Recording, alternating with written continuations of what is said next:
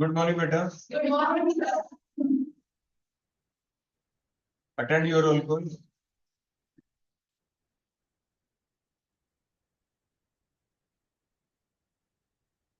शोभा, कीर्ति, yes sir, 0।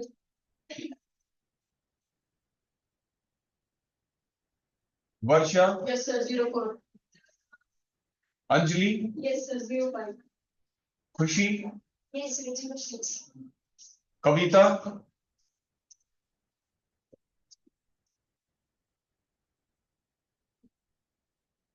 गरिमा, yes sir, 08। Ishan, Isha, Pankaj, प्रशांत, Yes, sir, 30. पूजा, present sir, 50। प्रिया, present sir, 20। शीतल, yes sir, 20। सिमरन, भूमिका, दीक्षा,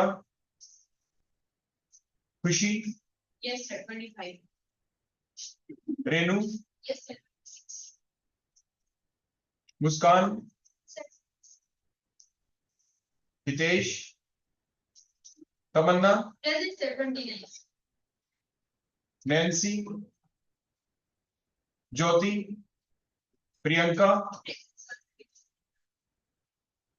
Deepanshu, Sarika, Muskan, Sakshi, Aditi, yes sir, 40।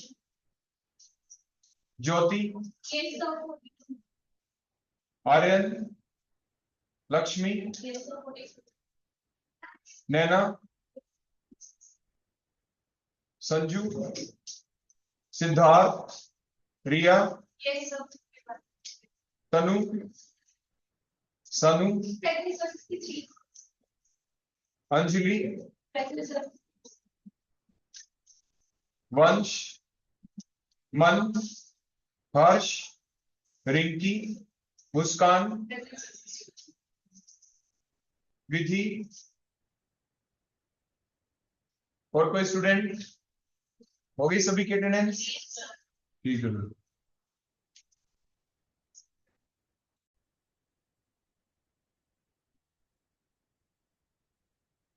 बेटा। हमारी जो next unit अब हम स्टार्ट करेंगे आज से, उस यूनिट का नाम क्या है? मीन्स।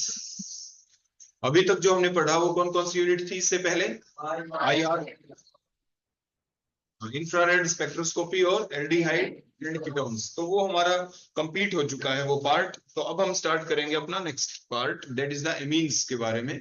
हमने आपको एक दिन पहले भी बताया था, हर बार भी बताते हैं, हर लेक्चर में स्टार्ट में बता देते हैं कि ऑर्गेनिक केमिस्ट्री की कोई भी यूनिट चली हुई हो वो आपस में इंटरमिक्स होती है। आप इवन एल्केन्स पढ़ लें, एल्केन की जब आप प्रिपरेशन आपने की थी तो मैंने आपको बताया था ना कि आप उनको कैसे प्रिपेयर करते हैं। आपको घबराना नहीं होता। आप जिस भी एल्केन को आपको प्रिपेयर करना है, मान लीजिए आपको इथेन को प्रिपेयर करना है, इथेन को आप बिल्कुल मिड में लिख दें यहाँ पे इथेन, और उसके चारों तरफ उन सारे के सारे कंपाउंडों के नाम लिख दें, मीन्स लोअर मिथेन लिख दें। उसके बाद आपकी एल्कीन लिख दें, मतलब एल्केन, एल्कीन, एल्काइन, आपके एल्कोहल्स लिख दें, एल्डिहाइड लिख दें, कीटोन लिख दें, ईथर लिख दें। ठीक हो गया ना? नाइट्रो कंपाउंड लिख दें, जो भी जितने भी हैं वो सारे के सारे चारों तरफ आप लिख दें। फिर आप उस पर्टिकुलर को वहां से प्रिपेयर कर सकते हैं। सिमिलरली जो भी आप पढ़ेंगे आपके, जिसे आप कह रहे हैं मींस, जब आप उसकी प्रिपरेशन पार्ट के ऊपर जाएंगे तो हम देखेंगे उसी टाइप से हम प्रिपरेशन उनकी करेंगे। कुछ अलग स्पेशल मेथड भी होते हैं उसके अलावा, वो एक अलग बात, लेकिन मेन तरीका यही होता है एग्जामिनेशन के अंदर जब कभी कोई क्वेश्चन आ जाए। कन्वर्जन के दौरान भी आपको फिर दिक्कत नहीं आती। तो आपको जब भी किसी चीज को सीखना है ना, तो उसको यानी थोड़ा क्रैम तो करना होता है, लेकिन क्रैम भी जब आप करें तो समझदारी के साथ उस टॉपिक को आपको क्रैम करना है। ठीक हो गया ना? यानी कि आप सोचने बैठ जाए कौन से थे वो 3 मेथड, सोचे अच्छा फ्रॉम कहां से, जैसे बुक में लिखा आता है फ्रॉम मीन्स फ्रॉम एनीवन, किसी से भी बना दे।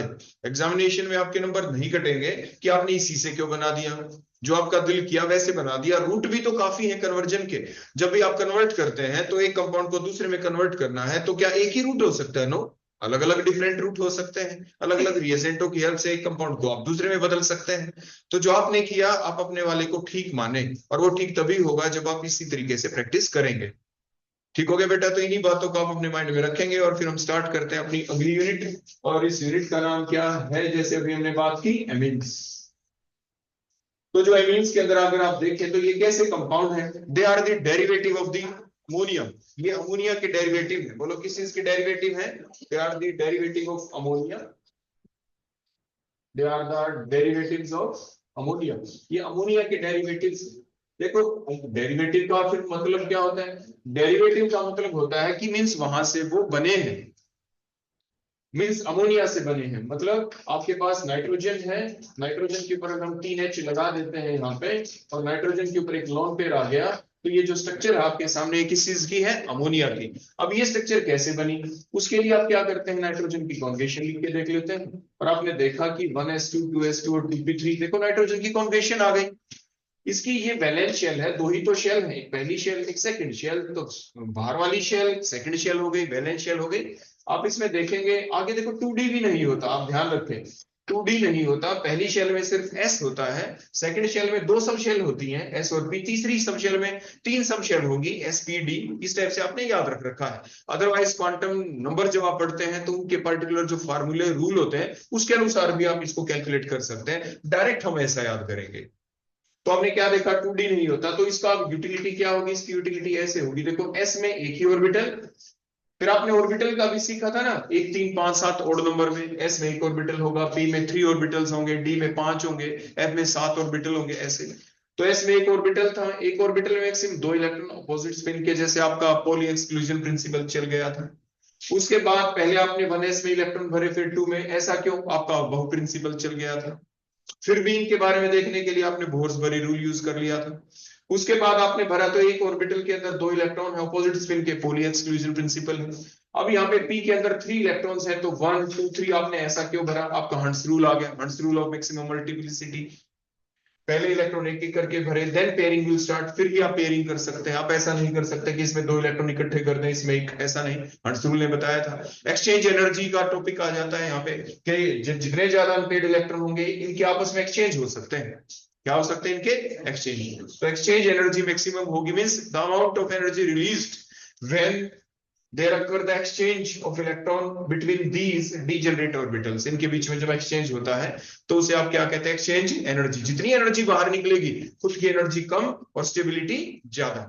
तो इस बेसिस के ऊपर आपने सीखा था कि ये जो हाफ फील्ड कॉन्जुगेशन में मैक्सिमम एक्सचेंजेस होते हैं, हाफ फील्ड कॉन्जुगेशन इसलिए सबसे ज्यादा स्टेबल होती है। फुल फील्ड भी स्टेबल होती है, उसके बाद हाफ फील्ड भी स्टेबल आपकी हो जाती है, एक्स्ट्रा स्टेबिलिटी मिलती है इससे सिस्टम को।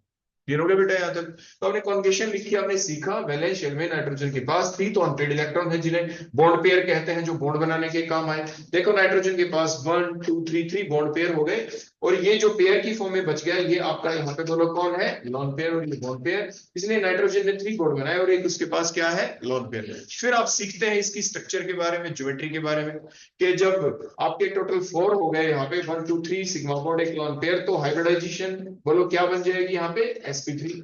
नॉर्मल sp3 अगर स्ट्रक्चर होती जिसमें चारों के चारों सिग्मा बॉन्ड होते तो स्ट्रक्चर आपकी टेट्राहेड्रल हो जाती, लेकिन अब एक लॉन पेयर आ गया तो स्ट्रक्चर आपकी पिरामिडल कहलाती है। बोलो क्या कहलाती है यहाँ पे? तो पिरामिडल होती है। तो ये पिरामिडल स्ट्रक्चर है इसकी। कैसी स्ट्रक्चर है? बोलो इसकी पिरामिडल। अब क्या होता है कि जो ये आपकी स्ट्रक्चर बनी है जिसमें आपको एक लॉन पेयर दिख रहा है, तो अगर हम इस स्ट्रक्चर को कुछ ऐसे लिख दूं, देखो मैं आपके सामने, तो आप इसमें तो कोई फर्क मानेंगे नहीं, है ना?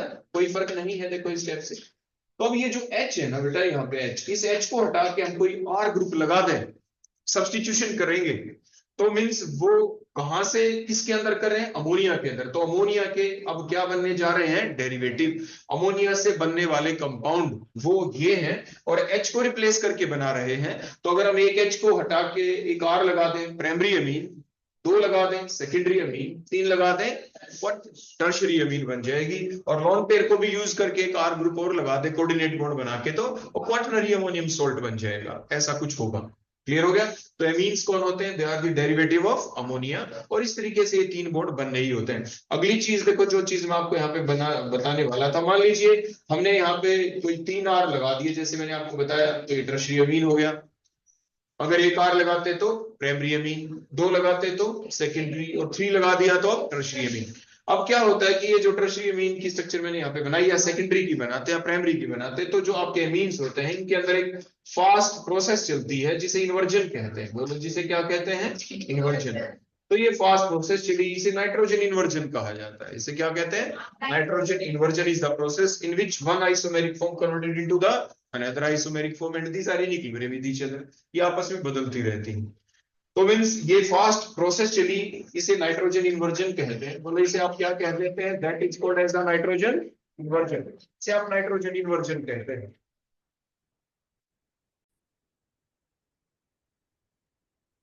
तो बेटा इस प्रोसेस को क्या कहेंगे आप? Nitrogen inversion.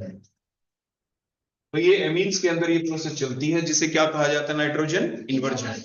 तो अभी तक मैंने क्या बताया कि amines are the derivative of ammonia, means they are derived from the ammonia by replacing the H atom by the alkyl और the aryl group. If you replace it by alkyl group तो alkyl amine, aliphatic amines बन जाएंगे। If you replace it by the benzene ring, aromatic amines आपके बन जाएंगे। तो वो classification का पार्ट बन जाता है कि एमीन्स आपकी होती कितने टाइप की। तो अब हम सबसे पहले यहाँ पे क्या देखेंगे? इतना आ गया ना बेटा समझ में? तो अब हम देखेंगे कि जो आपकी ये एमीन है और स्ट्रक्चर बोलो कैसी है? अमोनिया की भी पिरामिडल स्ट्रक्चर है, टेट्राहेड्रल है नहीं। टेट्राहेड्रल कब होती? जैसे मीथेन के केस में एक कार्बन और 4 H होते, चारों के चारों आपके सिग्मा बॉन्ड ही होते, तभी आप उसको क्या कहते हैं? Tetrahedral structure. अब स्ट्रक्चर कैसी है यहाँ पे? पिरामिडल स्ट्रक्चर है इसकी। अब इसके बाद जैसे कि मैंने आपको बताया कि एमीन्स कितने टाइप के हो सकते हैं, तो आपने देखा क्योंकि ये they are derived from the ammonia, तो they will be the primary amine.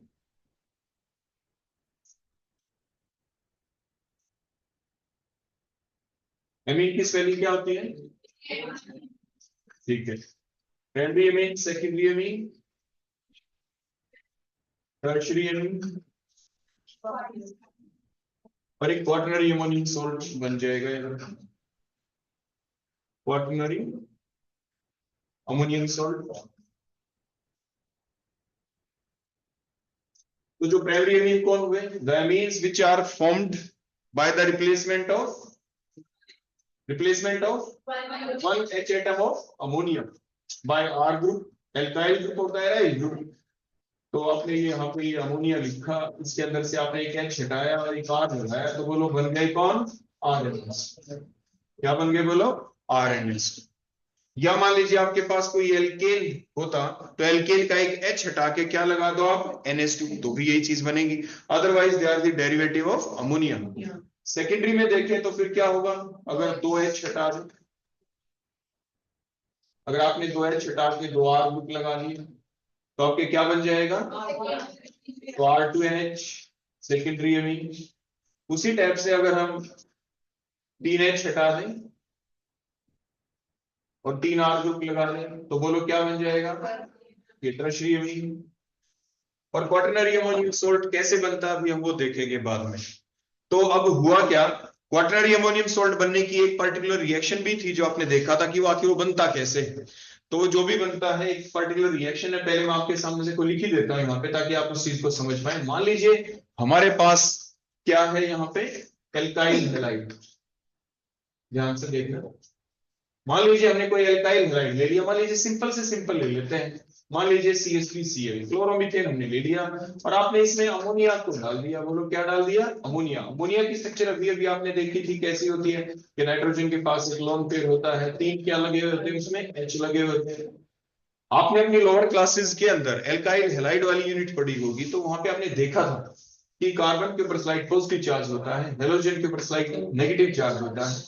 तो slide positive charge central atom के ऊपर आने की वजह से यहाँ पे कोई न्यूक्लियोफाइल अटैक करेगा, कोई ऐसी स्पीसी अटैक करेगी जिसके पास इलेक्ट्रॉन डेंसिटी हो, जैसे अमोनिया यहाँ। तो इसने अपने इलेक्ट्रॉन पेयर यहाँ पे इस कार्बन को दिए, लेकिन ऐसा करने से नाइट्रोजन के ऊपर पॉजिटिव चार्ज आ जाएगा और कार्बन के यहाँ पे आपने देखा 5 बॉन्ड हो गए। तो अब करें क्या दोनों चीजों को क्लियरेंस? नाइट्रोजन जब अपने इलेक्ट्रॉन पेयर देगा इस पे पॉजिटिव चार्ज, तो नाइट्रोजन ने जो इलेक्ट्रॉन पेयर पीछे H से ले लिए तो H पॉजिटिव निकल जाएगा यहाँ से। तो अब कार्बन के साथ इलेक्ट्रॉन देने का मतलब नया बॉन्ड बनना, तो कार्बन के 5 बॉन्ड हो गए, तो लेके कौन जाएगा बोलो? Cl। तो ओवरऑल क्या निकला? HCl। तो आपने क्या देखा, जो नाइट्रोजन था इसके ऊपर देखो ये लोन पेयर यूज हो गया, लेकिन पीछे से दोनों इलेक्ट्रॉन दोबारा से आ गए, नाइट्रोजन का अपना H वाला भी, तो दोबारा से ये लोन पेयर यहाँ पे जनरेट हो गया ना जनरेट। तो नाइट्रोजन के पास एक H, दो H और एक ये CH3 ग्रुप लग गया। देखो ये CH3 ग्रुप आप यहाँ पे लग गया और ये दो H है, बन गया प्राइमरी अमीन। बोलो कौन बन गया। इसी टाइप से दोबारा से हमने क्या किया, ध्यान देना, यही CH3Cl का दूसरा मोल हमने लिया, कार्बन के पास उसी टाइप से स्लाइड पॉजिटिव चार्ज, Cl के ऊपर स्लाइड नेगेटिव चार्ज। दोबारा से नाइट्रोजन ने अपने लोन पेयर देखो इसको दिए यहाँ पे कार्बन, जिसके ऊपर स्लाइड पॉजिटिव चार्ज है। कार्बन के 5 बॉन्ड हो गए, तो इसलिए Cl ने इलेक्ट्रॉन अपने पास ले लिए, Cl नेगेटिव। नाइट्रोजन जब अपने लोन पेयर देता है तो उसके ऊपर आ जाएगा पॉजिटिव चार्ज। न्यूट्रलाइज कैसे करें, उसी टाइप से NH बॉन्ड के दोनों इलेक्ट्रॉन अपने पास लेके लोन पेयर दोबारा से जनरेट हो गया नाइट्रोजन के ऊपर। देखो दोबारा से इन दो इलेक्ट्रॉन की वजह से दोबारा से लोन पेयर, एक CH3 पहले से था और एक CH3 और नया बॉन्ड बन गया नाइट्रोजन का इस CH3 के साथ, और एक H अभी भी है, बन गया सेकेंडरी अमीन। बोलो कौन बन गए। उसी टाइप से फिर देखा आपके वही CH3 और Cl, कार्बन के ऊपर स्लाइड पॉजिटिव चार्ज, हेलोजन के ऊपर स्लाइड नेगेटिव चार्ज। नाइट्रोजन ने फिर से लोन पेयर दिए, देखो इस कार्बन के ऊपर, कार्बन के फिर से 5 बॉन्ड, दोनों इलेक्ट्रॉन Cl ने अपने पास लिए। नाइट्रोजन लोन पेयर देगा तो इसके ऊपर पॉजिटिव चार्ज आ जाएगा ना, तो पॉजिटिव चार्ज, क्योंकि ये दोनों इलेक्ट्रॉन जो आगे दिए गए इस कार्बन के साथ, तो जो भी एक नया बॉन्ड बनता है, जो कोऑर्डिनेट बॉन्ड है, बनने के बाद it behaves like a covalent bond. मतलब जो ये दोनों इलेक्ट्रॉन नाइट्रोजन के हैं, आपने देखा यहाँ पे भी बॉन्ड बनने के बाद जो दोनों इलेक्ट्रॉन ये नाइट्रोजन के थे पीछे जैसे ये, तो नाइट्रोजन का तो एक ही रह गया, एक तो CH3 को मिल गया ना एक्स्ट्रा इलेक्ट्रॉन, तो इसीलिए CH3 का एक एक्स्ट्रा बॉन्ड बना, Cl इलेक्ट्रॉन लेके जाता है, दोबारा से वही हुआ। और नाइट्रोजन इलेक्ट्रॉन दोबारा से कहां से ले, इसी H से, NH बॉन्ड के दोनों इलेक्ट्रॉन नाइट्रोजन के पास शिफ्ट, लोन पेयर दोबारा से जनरेट हो गया। देखो यहाँ पे तो एक CH3 पहले से था, ये दूसरा CH3 भी यहीं पे था, तीसरा नया बॉन्ड CH3 के साथ बना और ये बन गया टर्शरी अमीन। बोलो कौन बन गया।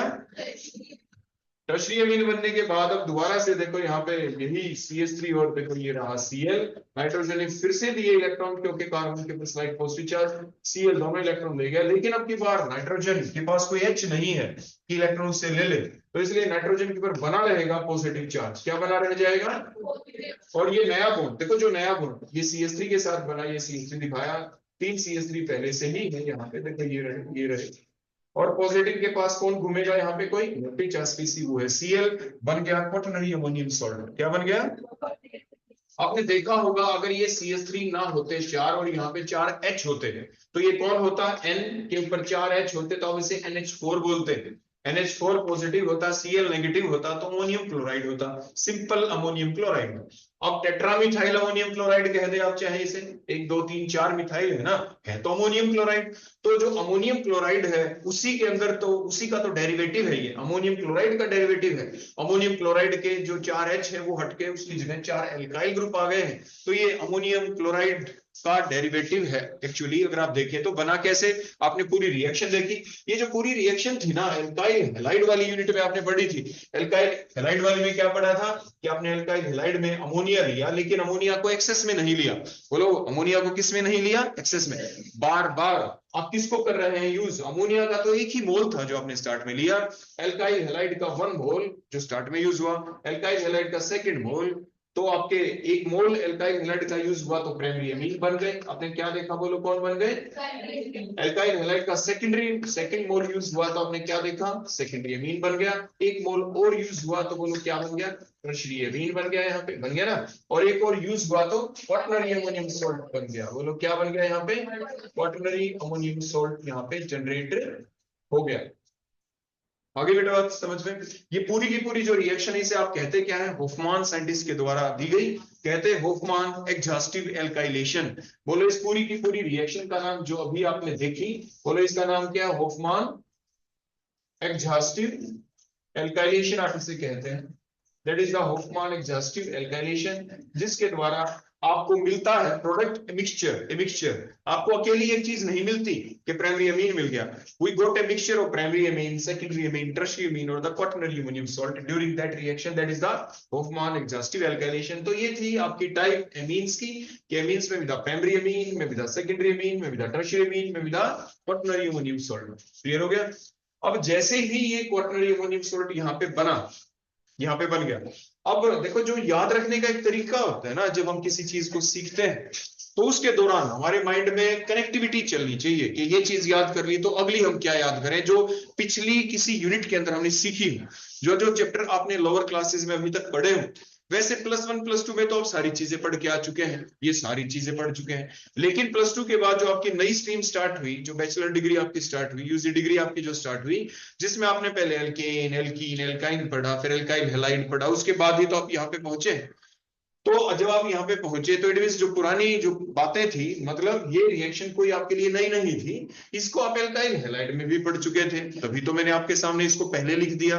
नहीं तो हमारा बेसिक पार्ट ही तो चला हुआ था ना, हमने जस्ट यूनिट को स्टार्ट किया था, एमीन्स के बारे में बता रहे थे, लेकिन क्योंकि ये चीज आपको आती थी पहले से, आप इन चीजों को सीख चुके थे, सुन चुके थे, इसलिए मैंने साथ के साथ आपको यहाँ पे इसको बता दिया। अब उसके बाद एक चीज और, वो क्या कि जो आपने ये देखा कि primary, secondary, tertiary, quaternary salt आपके बन गए, अगर इसी चीज को बनाना हो तो एक चीज और लिख देते हैं हम साथ के साथ। देखो वो क्या, मान लीजिए हम एल्काइल हैलाइड की बजाय अगर मैं यहाँ पे ले लेता अल्कोहल, क्या ले लेता बोलो, अल्कोहल, तो क्या होता, हमारे यहाँ पे जो निकलना था, जो चीज यहाँ पे निकल रही थी, जो क्या निकल रही थी यहाँ पे, HCl, साइड प्रोडक्ट HCl निकला था ना। अगर हम इसकी बजाय यहाँ पे थ्रू आउट अगर हम OH लगा दें सिर्फ इस टाइप से, तो लास्ट में जो आप देखेंगे तो यहाँ पे आपको क्या दिखाई देगा, OH नेगेटिव, क्या दिखाई देगा, कुछ बात मेरी समझ गए। एग्जाम में जब कोई टीचर आपसे पूछता है कि कोई रिएक्शन किस टाइप से चली, तो उसके दौरान आपको देखो कोई नई रिएक्शन बनी है ना, उसी टाइप से बिल्कुल वही चीज, वही प्राइमरी अमीन बना, सेकेंडरी बना, टर्शियरी बना, क्वाटरनरी अमोनियम सॉल्ट बन गया। तो कहने का मतलब जब भी आप इस चीज को बनाते हैं तो आप एल्काइल हैलाइड ले लें, अल्कोहल ले लें, दोनों से सेम रिएक्शन चलनी होती है इसी टाइप से। तो ये एक बड़ा बेसिक कन्वर्जन भी है, एग्जाम में मान लीजिए आ गया, इसका क्या नाम है, इसका नाम है, एक कार्बन है तो मिथ हो गया, सिंगल बॉन्ड है तो एन हो गया, OH है तो ओन हो गया, नाम इसका क्या था, मिथेनॉल। और आगे जो बन गया, एक कार्बन है तो मिथ हो गया, सिंगल बॉन्ड है तो एन हो गया, NH2 ग्रुप है तो एमीन हो गया। क्योंकि जो आईपैक नेमिंग भी अगर हम एमीन्स की बातें करें तो आप कैसे करते हैं, अगर ये प्राइमरी फंक्शनल ग्रुप का काम करे तो आप सिंपल वर्ड यूज करेंगे इसके लिए, बोलो क्या, एमीन। अगर ये सेकेंडरी फंक्शनल ग्रुप का काम करेगा तो आप इसके लिए वर्ड यूज करेंगे एमिनो। तो जब भी हम आईपैक नेमिंग की बात करेंगे एमीन्स की, तो उसमें बड़ी सिंपल सी बातें हैं। आईपैक नेमिंग तो कॉमन आप पहले सीख चुके हैं कि अगर एमीन अकेला है तो मींस प्राइमरी फंक्शनल ग्रुप है, अगर वो अकेला नहीं, किसी कंपाउंड में एक से ज्यादा फंक्शनल ग्रुप है, तो आपको देखना पड़ता है उनकी प्रायोरिटी सीक्वेंस कि out of these different functional group whether the NH2 comes previous to that one और नॉट, मतलब NH2 ग्रुप उससे पहले आएगा या बाद में, प्रायोरिटी सीक्वेंस के अंदर आपको देखना होगा। तो अगर NH2 ग्रुप प्रायोरिटी सीक्वेंस में उससे पहले आता है तो वो प्राइमरी का काम करेगा, तो एमीन बोलेंगे आप। अगर वो बाद में आता है तो आप एमिनो बोलेंगे। जैसे मान लीजिए आपका OH आ गया तो आप क्या बोलेंगे, मान लीजिए कार्बोक्सिलिक एसिड आ गया, तो कार्बोक्सिलिक एसिड हो गया, आपका NH2 हो गया, तो कार्बोक्सिलिक एसिड CH ग्रुप तो प्राइमरी फंक्शनल ग्रुप का काम करेगा और NH2 वहां पे एमिनो का काम करेगा। आपने देखा होगा ऐसे कंपाउंड भी आपके यहाँ भी सिलेबस में जिसमें दो दो फंक्शनल ग्रुप हो, एमिनो भी हो और CH भी हो, आप उन्हें एमिनो और एसिड कह देते हैं। एमिनो एसिड जो हमारी बॉडी के अंदर होते हैं, जिससे प्रोटीन सिंथेसिस जिसके द्वारा होती है, आप सीख पाएंगे, अभी भी बताएंगे इसी चैप्टर के अंदर, इसकी यूटिलिटी आने वाली है। तो फिलहाल आपने क्या सीखा कि पहली बात एमीन्स होते क्या है, तो आपने क्या देखा, the amines are the derivative of ammonium. और टाइप्स में देखें तो एमीन में भी था प्राइमरी एमीन, में भी था सेकेंडरी एमीन, में भी था टर्शियरी एमीन, और द क्वाटरनरी अमोनियम सॉल्ट की फॉर्म में एग्जिस्ट कर जाते हैं। उसके बाद ये बनते कहां से हैं, जो मिक्सचर हमने देखा, तो आपने देखा होफमान एग्जॉस्टिव एल्काइलेशन के द्वारा ये बन जाते हैं। एल्काइल हैलाइड से आपने बना के देखा, और primary, secondary, tertiary, quaternary ammonium salt का एक मिक्सचर मिला, उसे कहते हैं होफमान एग्जॉस्टिव एल्काइलेशन। लेकिन बिल्कुल इसी टाइप की एक रिएक्शन और आपने साथ के साथ देखी, अगर हम हेलोजन को रिप्लेस कर दें किसी OH ग्रुप से, मतलब अल्कोहल से, तो भी बिल्कुल सेम सीक्वेंस ऑफ रिएक्शन हमारे सामने आ जाती है, वही सेम मिक्सचर हमें मिल जाता है। क्लियर हो गई बेटा, बात आगे समझ में यहाँ तक, कोई डाउट यहाँ तक तो मेरे से पूछे, पूछना बेटा कुछ। अब हम क्या करेंगे, देखो इन सारी चीजों को तो देखो मैं यहाँ से हटा देता हूँ, देखो ऐसे, और मैं रख लेता हूं जो इस एंड के ऊपर आपको लिखा हुआ दिख रहा है इस रिएक्शन के अंदर, बोलो कौन, ये क्वाटरनरी अमोनियम सॉल्ट, ये हमने लिख दिया। अब ये जो क्वाटरनरी अमोनियम सॉल्ट आपके सामने आपको यहाँ पे लिखा हुआ दिखाई दिया, जिसमें आपके डिफरेंट एल्काइल ग्रुप है, और एल्काइल ग्रुप देखो मान लीजिए मैं ऐसे ले लूं, कैसे, मान लीजिए मैंने यहाँ पे लिख दिया CH2 CH3, एक साइड में मैंने लिख दिया CH2 CH2 CH3 propyl group लगा दिया, एक साइड में मैंने सिंपल CH3 ग्रुप लगा लिया और ऊपर भी मान लीजिए सिंपल CH3 ग्रुप लगा लिया, इसके बाद पॉजिटिव चार्ज लगा दिया और यहाँ पे मैंने Cl नेगेटिव लिख दिया ऐसे करके। ये भी क्या है, क्वाटरनरी अमोनियम सॉल्ट, सिर्फ हमने जो डिफरेंट R थे उनकी वैल्यू को बदल दिया, ऐसा हमने किया है। आमतौर पे जो एक क्वाटरनरी अमोनियम सॉल्ट होता है, जब मान लीजिए मैंने यहाँ पे हेलोजन ले रखा था एल्काइल हैलाइड से बनाए, तो इसको आमतौर पे हम लिखते कैसे थे कि वो पॉजिटिव लिख देते हैं और यहाँ पे Cl नेगेटिव लिख देते हैं। अगर Cl कोई और हेलोजन होता, हमें ना पता होता तो कौन, तो हम इसको कुछ ऐसे रिप्रेजेंट कर देते हैं, ऐसा आप देख पाएंगे आपकी बुक्स के अंदर। क्यू पॉजिटिव एक्स नेगेटिव की फॉर्म में इसको हम रिप्रेजेंटेशन देते हैं आमतौर पे आपकी बुक्स के अंदर। तो ऐसा लिखा मिल जाए तो वो रिप्रेजेंटेशन किसकी है, बुक के अनुसार क्वाटरनरी अमोनियम सॉल्ट को रिप्रेजेंट ऐसे कर रखा है, जो कि एक आपकी पर्टिकुलर बड़ी इंपॉर्टेंट रिसर्च के अंदर एक रिएक्शन भी आती है, आपके भी है अभी सिलेबस के अंदर, आप देख पाएंगे। उसको कहते हैं, उसे फेज ट्रांसफर कैटालिसिस है। फेज ट्रांसफर कैटालिसिस में इसका बहुत बड़ा रोल है। देखो बहुत बड़ा रोल क्यों है, देखो बताएं। आपका ये एक ऐसा पर्टिकुलर इतना अच्छा कंपाउंड है जिसके अंदर देखो डिफरेंट R ग्रुप लगे हुए हैं। R ग्रुप होने की वजह से, देखो क्यों के अंदर R ग्रुप है, ये R ग्रुप होने की वजह से R एल्काइल ग्रुप है और ये नॉन पोलर पार्ट बन गया। बोलो इसका, बोलो कैसा पार्ट बन गया, नॉन पोलर पार्ट हो गया ना। प्लस साथ के साथ जो दूसरा पार्ट है N के ऊपर पॉजिटिव आ गया, X नेगेटिव आ गया, तो ये वाला जो इतना हिस्सा होता है इसके अंदर पोलर पार्ट बन गया। बोलो कैसा बन गया। तो जो इसके अंदर ये एक्स्ट्रा एडवांटेज है, जैसे आपने पढ़ा है सोप डिटर्जेंट्स के बारे में कि जो सोप है हमारे क्लॉथ के ऊपर जब डर्ट चिपक जाती है तो उसको वॉश कैसे कर सकता है, सोप के अंदर भी यही खास क्वालिटी होती है। क्या क्वालिटी होती है उसके अंदर कि it has two part, polar और नॉन पोलर। मतलब पानी डालते हैं तो साबुन पानी में घुलना चाहिए क्योंकि पोलर पार्ट है इसके अंदर, साबुन के अंदर भी पोलर पार्ट होता है, वाटर के अंदर डिजोल्व। जो चिकनाई होती है, जो डर्ट होती है, जो स्वेट आता है, जो पसीना आता है हमारे पास, फिर धूल मिट्टी चिपक के कपड़ों के ऊपर जो गंदगी लग जाती है, नॉन पोलर है वो। तो नॉन पोलर के लिए, नॉन पोलर को डिसोल्व करने के लिए, कपड़े के ऊपर से गंदगी को उतारने के लिए नॉन पोलर चीज चाहिए। Non polar means non polar है इसके अंदर।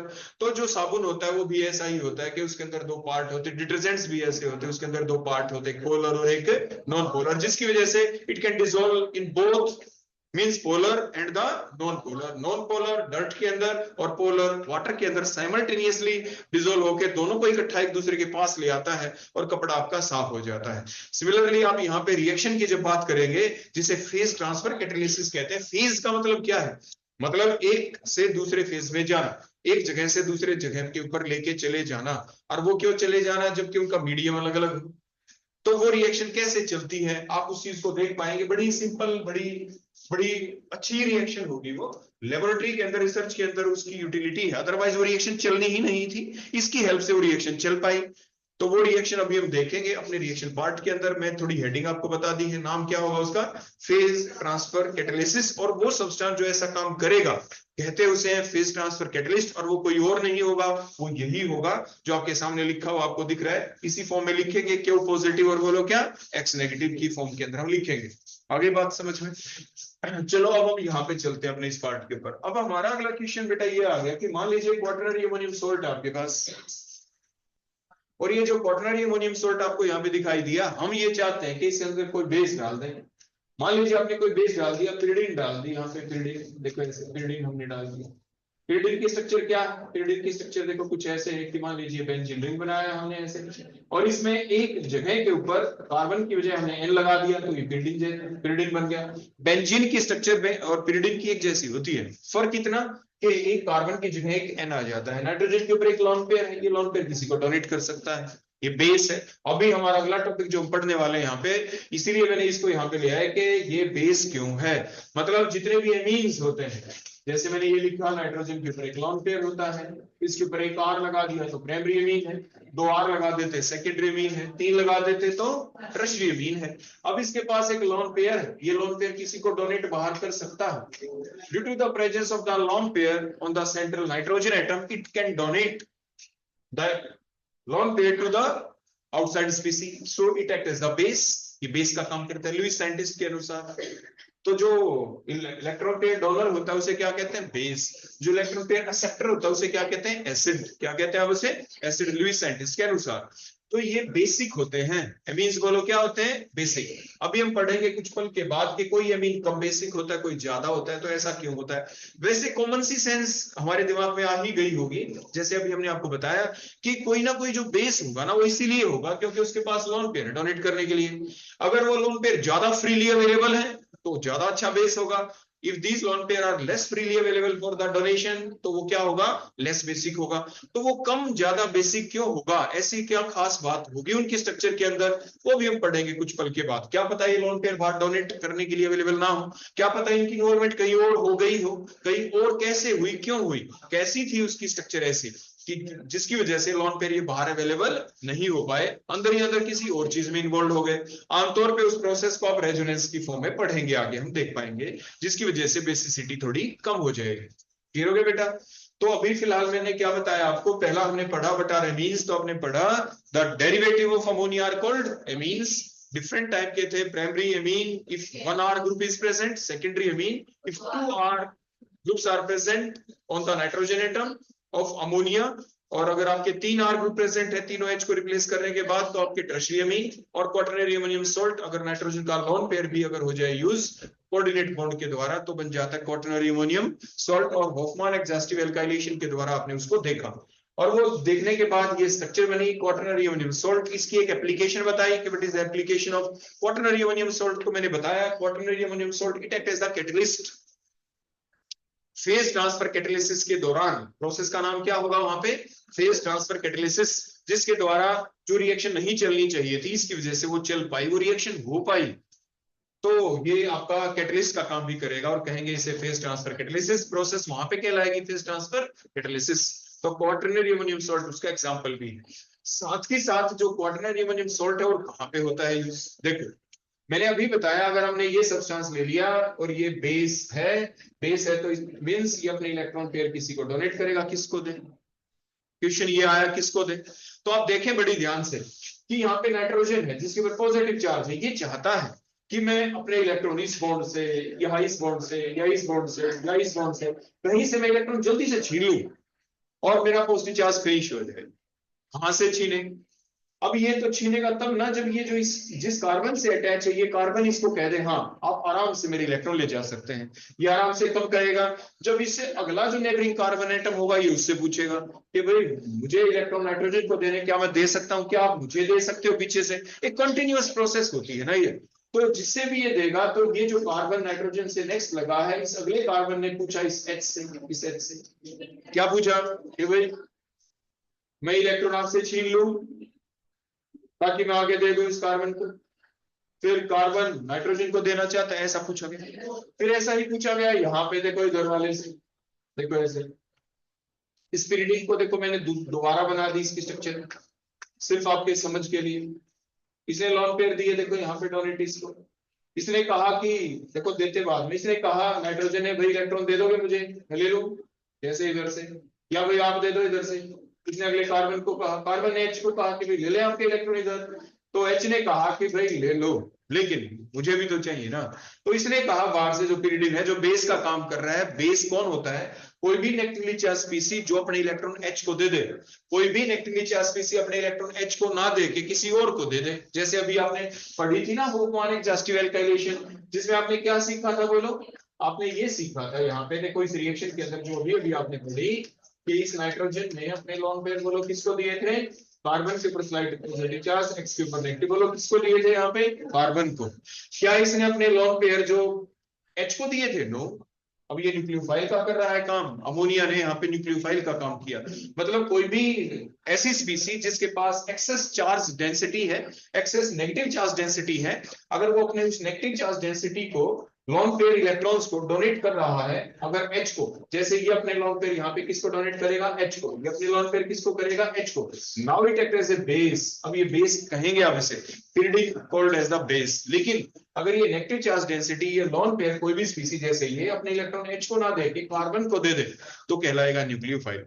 तो वही है सिंपल सा फर्क कि लॉन पेयर कोई अपने जो डोनेट कर रहा है वो किसको कर रहा है डोनेट? एच को या किसी और एटम को। If these lone pair electrons or the negative charge density is donated to H atom, that particular species called as the base. If it donate their negative charge density to any other atom except H atom, then it is called nucleophile. तो ये difference है दोनों का. आगे बेटा बात समझ में. दोनों की दोनों रिएक्शंस आज आपने देख ली थी, ये पार्ट आपने देखा. अब ये कर रहा है बेस का काम. अब देखो क्या हुआ. अब जब रिएक्शन चली ना, तो अब दो पैटर्न बन गए. देखो यहाँ पे रिएक्शन चलने के बाद देखो दो हिस्से. देखो दो हिस्से क्या है. अगर ये बेस अपने इलेक्ट्रॉन इस वाले H को दे दे, तो देखो होगा क्या. बड़े ध्यान से देखें. ये नाइट्रोजन के ऊपर पॉजिटिव चार्ज इधर भी बना देते हैं. ये नाइट्रोजन में पॉजिटिव चार्ज. बोलो ऊपर कौन लगा हुआ था. बोलो यहाँ पे CS. बताएं आप यहाँ पे कौन है. CS. लिखोगे बेटा. नीचे भी बोलो इधर कौन दिखाया हमने. ये देखो ये CS3 दिखा दिया, ये CS3 दिखा दिया. उसके बाद देखें, अब यहाँ पे अगर इस H को इलेक्ट्रॉन मिल गए, देखो ये हमने बॉन्ड दिखाया. बॉन्ड दिखाने के बाद बोलो कौन. ये CH2. देखो CH2 था ना, एक H हट गया. देखो इस H को इलेक्ट्रॉन, ये दोनों के दोनों इलेक्ट्रॉन इस कार्बन के पास आएंगे. पहले इस कार्बन के पास आ गए दोनों इलेक्ट्रॉन, तो कार्बन पे बोलो कैसा चार्ज आएगा. बताओ शबाश. Negative charge. कैसा चार्ज आएगा. बिल्कुल ठीक है. और उसके बाद इधर वाले हिस्से को हमने ऐसा दिखा दिया. ये CS2 सिंगल बॉन्ड बोलो क्या. CS3. अगर यहाँ पे इस H को इलेक्ट्रॉन दिए जाते तो, लेकिन अगर इसको दिए जाते तो क्या बनेगा. देखो ध्यान से, इसको SS दिखा देते हैं हम. CS2 CH2 और CS3. देखो SS हमने शो कर दिया. यहाँ पे देखें क्या बना. यहाँ पे CH2 और उसके बाद अगला बोलो कौन. CH2. दोनों इलेक्ट्रॉन इस कार्बन के पास आ गए और ये नेगेटिव चार्ज आ गया. दोनों इलेक्ट्रॉन बोलो किसके पास आ गए. इसी कार्बन के पास. कार्बन आयन बन गया. हाँ बोलो बेटा. ये CH3, ये CH3, ये CH2 है और ये CH3 था पहले. यहाँ पे ये CH, ये हमने थोड़ा गलत दिखा दिया ना बेटा. पहले कौन आएगा यहाँ पे. CH और फिर कौन आएगा. CH. इसके पास है. देखो नेगेटिव चार्ज हमने बिल्कुल ठीक बनाया. और ये CH. ठीक हो गया ना. बिल्कुल ठीक बन गया. तो देखो दो पॉसिबिलिटी है इस क्वाटरनरी अमोनियम सॉल्ट में जब हम बेस डालते हैं. या तो ये कार्बन आयन बनेगा या ये बनेगा. अब इन दोनों में से बनेगा कौन. फिर यहीं पे आपका एक नया रूल आ जाता है जो आपके सिलेबस के अंदर दे रखा है. उसे कहते क्या है. देखो दो रूल थे. One is called सेटजेफ rule, other one is called होफमान rule. होफमान elimination. एक सेटजेफ एलिमिनेशन होगी, एक होफमान एलिमिनेशन होगी. तो अगर हम यहां से निकालते इसको, तो देखो दोनों इलेक्ट्रॉन यहाँ पे जाते और ये चला जाता और ये आपकी मोर सब्स्टिट्यूटेड एल्कीन बनती. लेकिन बने तो तब की ना मोर सब्स्टिट्यूटेड एल्कीन जब ये कार्बन आयन बनेगा. अब ये देखना ये बनेगा तभी अगर ये स्टेबल है. तो इन दोनों में स्टेबिलिटी ऑर्डर देखना है. आपने क्या देखा, ये जो कार्बन आयन यहाँ पे बना है ये प्राइमरी कार्बन आयन, और वहां पे जो कार्बन आयन बना ये आपका सेकेंडरी कार्बन आयन. बोलो कौन है ये यहाँ पे. ये secondary carbon ion. Out of these two carbon ion, primary और the secondary, which one is more stable. Primary carbon ion is more stable. देखो स्टेबल वो होता है जिसमें नेगेटिव चार्ज का डिस्पर्सल हो जाए. अब नेगेटिव चार्ज जो यहाँ पे आया, यहाँ पे तो ये जो CH3 ग्रुप है इसका तो प्लस आई इफेक्ट है. तो प्लस आई इफेक्ट से इलेक्ट्रॉन दे रहा है. डिस्पर्सल का मतलब होता है नेगेटिव चार्ज का एक एटम से और एटमों की तरफ जाना. और की तरफ कब जाएगा, जब इस नेगेटिव चार्ज को कोई अपनी तरफ छीनता. माइनस आई इफेक्ट वाले ग्रुप होते, इलेक्ट्रॉन विड्रॉइंग ग्रुप होते. लेकिन ये तो इलेक्ट्रॉन देने वाला है, इसके ऊपर इलेक्ट्रॉन चार्ज डेंसिटी को और ज्यादा बढ़ा देगा, मतलब इसको अनस्टेबल कर देगा. तो कहने का मतलब क्या है, ये CH3 होने की वजह से, इस प्लस आई इफेक्ट वाले ग्रुप के होने की वजह से क्या हो जाएगा, ये कार्बन आयन कम स्टेबल हो जाता है. और वो हम जानते भी हैं, primary carbon ion is more stable then secondary carbon ion is more stable then the tertiary one. तो ये प्राइमरी कार्बन आयन ये ज्यादा स्टेबल है, यहाँ पे दैट इज मोर स्टेबल, इसलिए यही बनेगा, वो दूसरे वाला नहीं बनेगा. ये लेस स्टेबल है और लेस स्टेबल है तो ये नहीं बनेगा. और नहीं बनेगा तो मींस ये रिएक्शन हम इधर नहीं चलाएंगे तो इधर चलाएंगे. इधर चलाएंगे तो क्या हुआ, देखो ये इधर और ये यहाँ पे बन गया. और बोलो कौन बना, CH2 डबल बॉन्ड CH2, ये एल्कीन बन जाएगी यहाँ पे. CH2 double bond CH2 plus side product बोलो क्या निकला, ये नाइट्रोजन. ये दोनों इलेक्ट्रॉन देखो इकट्ठे आ गए ना, लोन पेयर क्रिएट हो गया इसके द्वारा से. बोलो कौन, लोन पेयर बन गया ना. और लोन पेयर के बाद ये तीन ग्रुप बच गए, दो तो CH3 और एक ये ग्रुप है. ये जो CH2 CH2 मतलब टर्शियरी अमीन है, साइड प्रोडक्ट. टर्शियरी अमीन बोलो क्या बन गया, एक साइड प्रोडक्ट. के फॉर्म में और प्लस में एल्कीन बन जाती है. प्लस में बोलो क्या बन गई, एल्कीन. तो यानी जो आपकी जब एल्कीन वाली यूनिट आपने पढ़ी थी तो उसके दौरान आपने देखा था कि एल्कीन्स बनती कैसे हैं. एल्कीन की प्रिपरेशन पार्ट था ये आपका, कि आपके जो क्वाटरनरी अमोनियम सॉल्ट है वहां से भी एल्कीन बन जाती है. तो ये जो एल्कीन आपकी बनी है अनसब्स्टिट्यूटेड एल्कीन है. कार्बन के ऊपर दोनों डबली बॉन्डेड कार्बन एटम के ऊपर सिर्फ H है। अगर यहां से बनता तो क्या होता, ये वाली एल्कीन बनती, इस कार्बन के ऊपर एक H के साथ एक एल्काइल ग्रुप भी होता, मोर सब्स्टिट्यूटेड एल्कीन होती। सेट जेफ साइंटिस्ट के अनुसार जो उसने कहा था कि more the substituted alkene more will be the stability, तो ये एल्कीन ज्यादा स्टेबल बनती। लेकिन ये तो तब बनती ना जब उससे पहले वाली चीज स्टेबल हो। मान लीजिए आप यहां से दिल्ली जा रहे हो तो बीच में ही कोई गड़बड़ी हो गई, आप वहां पे पहुंचेंगे कैसे? हर स्टेप स्टेबिलिटी के साथ आपको चलना होता है, ये नहीं कि डायरेक्ट आप वहां पे पहुंच जाएंगे। तो इंटरमीडिएट स्पीसी जो यहाँ पे बनी, अगर वो स्टेबल है तभी तो वो बनेगी, अगर वो इंटरमीडिएट स्पीसी ही नहीं बन पाई तो आगे प्रोसेस चलेगी कैसे? क्लियर होगी ना बेटा बात आगे समझ में? तो ये होफमान एलिमिनेशन थी जिसके दौरान आपने देखा कि जो आपकी एल्कीन बनी वो कैसी बनी, लेस सब्स्टिट्यूटेड एल्कीन बनती है। तो यही होफमान एलिमिनेशन, होफमान जो रूल है ये उसकी स्टेटमेंट होती है। होफमान ने क्या कहा, इट स्टेट्स दैट कि the less substituted alkene will be formed during, बोलो कौन सी होफमान, जो आपकी एलिमिनेशन इसके दौरान लेस सब्स्टिट्यूटेड एल्कीन ही बनेगी। फिर उसने रीजनिंग भी दी जो मैंने अभी आपको बताई, तो ये इसकी रीजनिंग जो आपने प्रॉपर देखा। तो एग्जाम में अगर ऐसा क्वेश्चन आ जाए तो आप इसी टाइप से रिएक्टेंट को लेंगे, फिर इसी टाइप से आप बेस का अटैक करते हुए दिखाएंगे, दो पॉसिबल इंटरमीडिएट कार्बन एन बनाएंगे, फिर आप लिखेंगे कौन ज्यादा स्टेबल है, कौन ज्यादा स्टेबल है, कौन कम स्टेबल है, और उसी बेसिस के ऊपर आप फाइनल प्रोडक्ट को बनते हुए दिखा देंगे। आगे बेटा बात समझ में यहाँ तक? तो अभी तक हमने क्या देखा, हमने ये सीखा कि जो एमीन्स है वो कितने टाइप की है, एमीन्स कितने टाइप की होती हैं। फिर उसके द्वारा देखा कि जो एक क्वाटरनरी अमोनियम सॉल्ट बना था, इस क्वाटरनरी अमोनियम सॉल्ट बना किससे, होफमान एग्जॉस्टिव एल्काइलेशन से।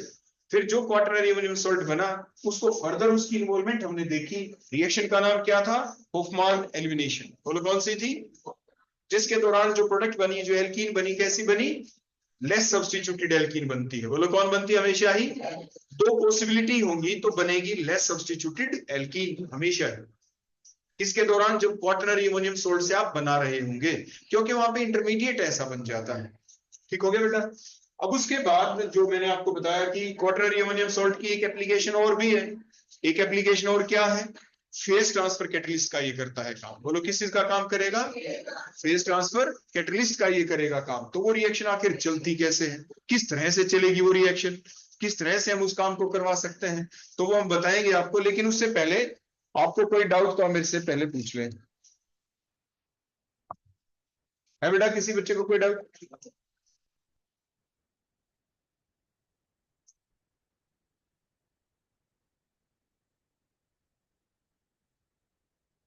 पूछ रहे हैं कुछ? तो आज के लिए इतना ही। नेक्स्ट लेक्चर के अभी टाइम बचा हुआ है हमारा, कुछ हो गया कंप्लीट हमारा टाइम। तो नेक्स्ट लेक्चर के अंदर कल जो हम पढ़ाएंगे आपको, सबसे पहले मुझे आते ही याद दिला देंगे आप कि सर हमें सबसे पहले क्या पढ़ना है, ताकि हम फर्दर बेसिक वाले पार्ट पे चले जाएं, उनकी बेसिक फिजिकल प्रॉपर्टी देखें। कि सर आप हमें सबसे पहले क्या बता दो, फेज ट्रांसफर कैटालिसिस के बारे में बता दें, ताकि वो टॉपिक हम आपको पहले करा दें। एक नोट आता है पूरा आपके एग्जाम में काफी बार कि right A note on the phase transfer catalysis, ऐसे करके आपके एग्जाम में अक्सर देखा गया है। आपने प्रीवियस ईयर क्वेश्चन पेपर भी आप साथ के साथ देखा करें, ताकि आपको थोड़ी हिंट मिलती रहे। ठीक है बेटा, अब आप जा सकते हैं।